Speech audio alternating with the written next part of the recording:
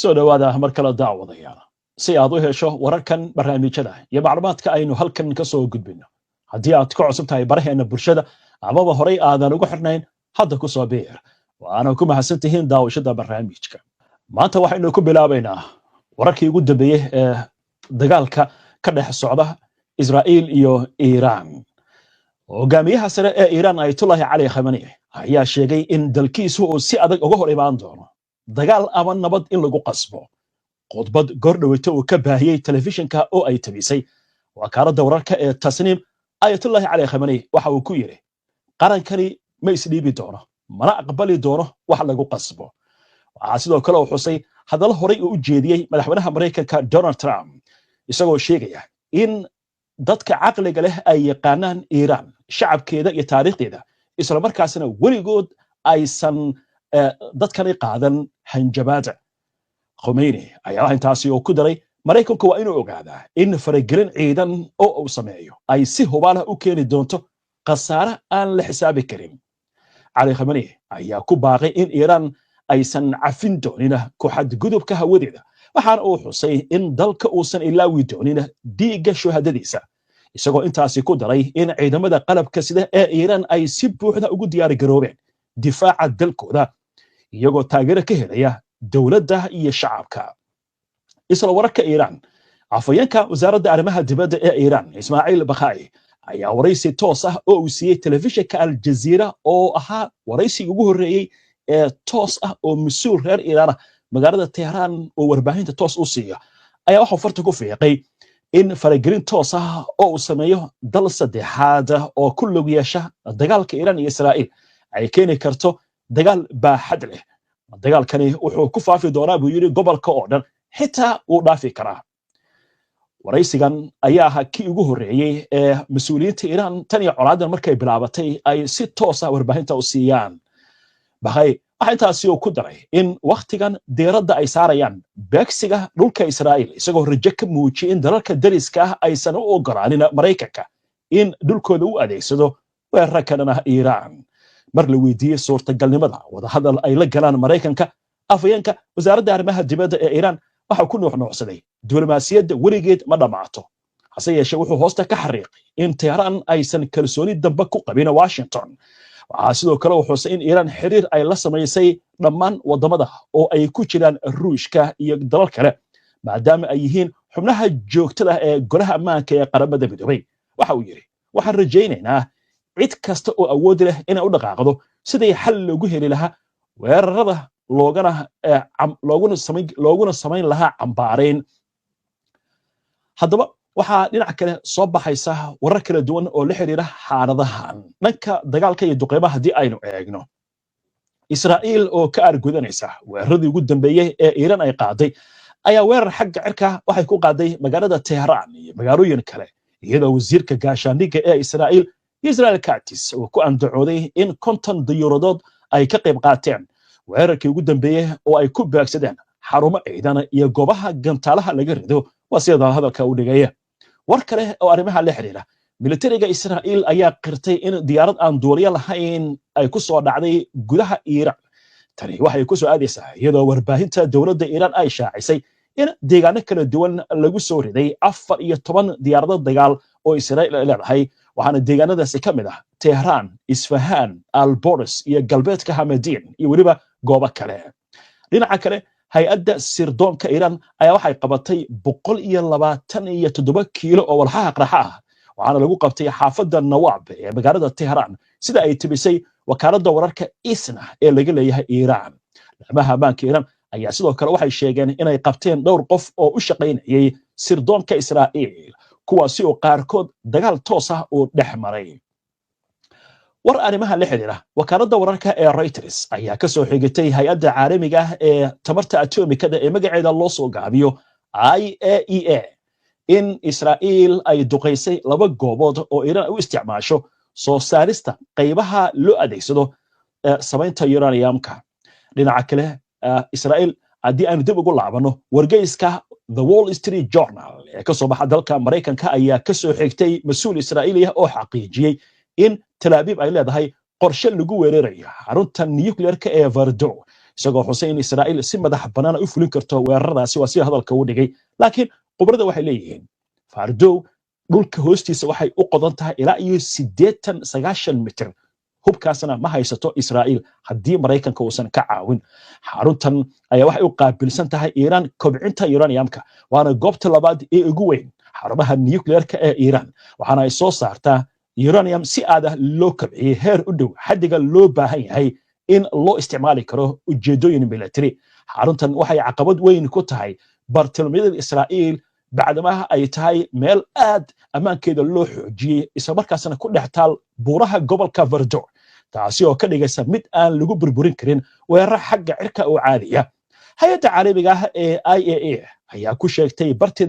baraha bulshada in 2 xarumood oo Iiraan ku yaala lagu sameynayo bacriminta lala beegsaday weeraro xarunta Tehran hal dhisme ayaa la beegsaday halkaasi oo laga soo saari jiray tijaabooyinka matoorada horumarsan ee bacriminta loo adeegsado halka warshada Karaj la burburiyay qaybo dhismayaal kamid ah iyadoo la sheegayo in waxyeeladaasi aysan ahayn mid aad u khatar ah warar hadda soo dhacay agaasimaha hay'adda IAEA Rafael Grossi ayaa carabka ku adkeeyay inaysan jirin cadeymo muujinaya in Iiraan ay samaysanayso hub nuclear ah wahagaad daawadayaal waxaan u gudbi doonaa mar dhow wararkii ugu dambeeyay imika soo baxaya ee xaaladan la xiriira ruushka oo si adag indhaha ugu shitay Mareykanka Erdogan oo taageeray Iiraan isla markaasna sheegay xaq inuu leeyahay in isdifaacdo Mareykanka oo lagu soo waramayo in hub hor leh gaar ahaan diyaaradaha dagaalka iyo weli maraakiib uu keenayo gobolka xalay ilaa iyo saaka Iiraan weerar culus ayay ku qaaday Israa'iil waxaana la sheegayaa in sidaad kula socoteen barnaamijkii xulashada wararka ee saakay baxay in taliska ciidamada ilaalada kacaanka islaamiga ee Iiraan ay sheegeen in weeraradaasi ay u adeegsadeen gantaalaha guuxooda ka dheereeya gaar ahaan gantaalka Fatax oo la sheegay in xalay wacdaro ka dhigay hawada Israa'iil isla markaasna uu burburiyay goobo fara badan wasaaradda caafimaadka ee Israa'iil war ay soo saartay waxa ay ku sheegtay in 94 qof oo dhaawac ah la geeyay cisbitaalada habeennimadii xaray Israa'iil waxa aad uga socda in warbaahinta afka la qabto waxaana la soo saaray fabreebka militariga waxaana la diiday in la duubo xarumaha la beegsaday gaar ahaan saldhigyada militariga xitaa warbaahinta waxaa loo diidan yahay inay sheegto goobaha la beegsaday arrintaasi oo la sheegay inay tahay xaalad dagaal iyo fabreeb dhanka militariga waa si hadalka loo dhigay wararka dhanka diblomaasiyadda aynu qoraansanay ruushka ayaa uga digay Mareykanka in uu siiyo Israa'iil taageero militari oo toos ah taas oo uu sheegayo in ay carqaladaynayso amniga gobolka bariga dhexe isla wararka ruushka agaasimaha sirdoonka dibadda ayaa waxa uu sheegay in xaaladda u dhaxaysa Israa'iil iyo Iiraan ay tahay mid khatar ah isla markaasna xiriir ay la sameeyeen wakiilo ka kala socda labada dhinac ee ishaya wararka diblomaasiyadda aynu ku sii soconnay madaxweynaha Turkiga Recep Tayyip Erdogan ayaa taageeray xaqa Iiraan ay u leedahay inay isdifaacdo isagoo ku nuuxnuuxsaday in ay xaq u leedahay Iiraan inay ka jawaabto gardarrada bilaabatay iyadoo wadahadal lagu jiro oo la xiriira arrimaha nuclearka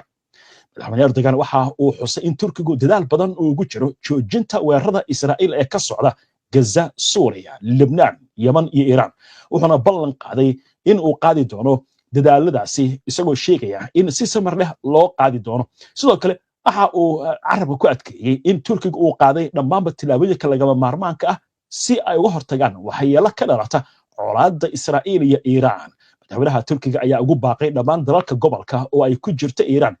in ay ka fiirsadaan waxa ka dhacaya gobolka si ay si dhab ah uga feejignaadaan ugana fakaraan sidii loo wajihi lahaa gardarrada Israa'iil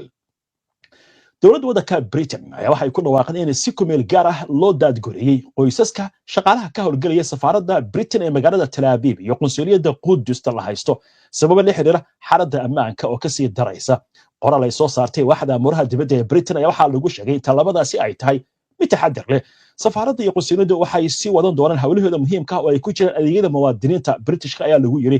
warkaasi war kale oo colaadda la xiriira wasiirka difaaca ee jasiiradda Qobrus Vasilis Balmas ayaa xaqiijiyay in diyaarado ciidan oo Mareykanku leeyahay ay soo gaareen saldhig ciidan oo ku yaala magaalada Bafos ee koonfurta galbeed ee jasiiradda xilli ay socdaan weerar xagga cirka ah oo isdhaafsanayaan Iiraan iyo Israa'iil isagoo maanta la hadlayay warbaahinta dowladda Balmas waxa uu ka shaqeeyay in diyaaradaha Mareykanku aysan ahayn kuwa dagaal balse ay yihiin wasi hadalka u dhigaya diyaaradaha xamuul ah oo lagu talagalay in lagu raro ciidamo ama dad rayid ah haddii loo baahdo warbaahinta maxalliga ah ayaa sidoo kale ku warantay in mid ka mid ah diyaaradahaasi ay tahay nooca awoodda u leh in ay hawada sare diyaaradaha ku siiso shidaalka tirada diyaaradaha Mareykanka ku sugan gobolka gudaha jasiiradda Khubrus ayaan la sheegin Palmas waxa uu sheegay in walaac laga qabo xaaladdu inay ka sii muuqato arrimaha la yaab kale ayaa waxay noqdeen jasiiradda Khubrus oo 250 kilomitir u jirta Israa'iil ayaa waxa la sheegayaa dadku inay ka arkayaan halkaasi gantaalaha Iiraan ay ku duqeynayso Israa'iil arrintaasi oo la sheegay inay noqotay mid walaac ku abuurtay dadka ku dhaqan waddankaasi Khubrus waxaana la sheegayaa mas'uuliyiinta Khubrus inay sheegayaan in markaa ay isku dayayaan sidii dadka looga dhaadhicin lahaa inaysan jirin wax xaaladda sii xumayn kara war imika ka soo baxay dowladda waddanka Jarmalka ayaa waxaa lagu yiri Iiraan waqtigii wada xaajoodku ma ahan mid dhamaaday ama gabagaba ah waxaana la sheegay in markaa ay tahay in ay miiska wadahadalka soo fariisato waxaa xusid mudan Iiraan inay ku adkaysanayso in colaadda la joojiyo haddii loo baahan yahay miiska wadahadalka in la iskugu yimaado dhinaca kale waxaa soo baxaya warar xasaasi ah oo arrinta la xiriira waxaa leeyahay Israa'iil ma aysan filaynba dagaalku intaas inuu gaari doono sababtu maxay tahay Iiraaniyiinta waxaa leeyahay waxay hadda ku guuleysteen dhowrkii maalmood oo la soo dhaafay dib u habeynta nidaamka difaaca cirka waatan ilaa iyo diyaaradaha afarta ah ee F-35 la soo riday diyaaradahan kale 14 diyaarado hadda aynu sheegaynay lama sheegin waxay ka kooban yihiin laakiin goor dhaweeto warbaahinta Iiraan waxay soo bandhigtay diyaarad nooca drone-ka oo waliba aad u weyn in ay ku soo dhacday Isfahan halkaasi oo la sheegay in muuqaal laga soo duubay diyaaraddaasi waxa la leeyahay Israa'iil markan wax u haray ma jiraan oo aan ahayn dagaalka Mareykanka inuu soo galo haddii ay duqeynayso xarunta Fardo waxay u baahan tahay ayaa la leeyahay gantaalada ay ridaan diyaaradaha la yiraahdo B-52 oo in ka badan 100 mitir ilaa 200 mitir dhulka hoos geli kara oo si hadalka loo dhigay inkastoo la leeyahay maxay diyaaradahan wax uga tiri waayeen buurileedii Torapora ee waddanka Afghanistan halkaasi oo Afghanistan ay ku jirtay dagaalyahanadeeda Taliban in muddo marka waxa leeyahay arrinta kale walaaca Israa'iil ku haya waxa weeye waxa si dhamaanaya nidaamka difaaca gantaalada sida aan idinkugu soo gudbinay barnaamijyadii ugu dambeeyay sidoo kale mas'uuliyiin Israa'iiliin ayaa iyaguna arrintaasi xaqiijinaya war hadda soo dhacay barnaamijka ku jirnay waxa uu sheegayaa in qaraxyo laga maqlay bariga magaalada Tehran ee caasimadda waddankaasi Iiraan iyadoo aan faahfaahin dheeraad laga bixin waxa uu yahay weerarkaasi inta badan waxa leeyahay Israa'iil waxay wadaa warar propaganda ah oo ah hawada Iiraan in diyaaradaha ay ku jiraan oo say rab u mari karaan laakiin waxa leeyahay arrintu sidaas ma ahan gudaha Iiraan ayaa waxa lagu diyaariyay diyaaradaha drone-iska iyo waliba gantaalada liishaankooda uu sugan yahay oo garbaha lagu qaadi karo waa gantaal runtii aad u yar laakiin waxyeelada u geysan karaa waxay tahay wax aad u dhib badan sida hadalka loo dhigayo marka waxa leeyahay Israa'iil ma aysan filaynba dagaalkan 6 maalmood inuu gaari doono waxa islahayd Israa'iil haddii la dilo isku xirka taliska ciidamada madaxda ugu sarreysa in marka xaaladdu qalqal weyn oo ku imaan doono sidoo kale waxa leeyahay Mareykanka hadalkiisii ka soo baxay ee ahaa habeen hore in dadku ay ka dadku iskaga baxaan magaalada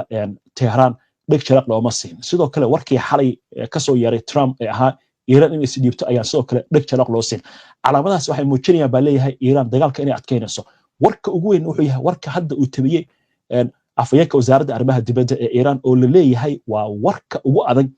iyo warkan ka soo yeeray hogaamiyaha sare ee Iiraan waxa leeyahay Iiraan waxa ka go'an laba arrimood saldhigyada Mareykanka ee gobolka bariga dhexe ku yaala oo 19 inay burburiso gacanka Hormuus inay xirto badaha ee muhiimka ah ay dhigto miinooyin isla markaasna maraakiibta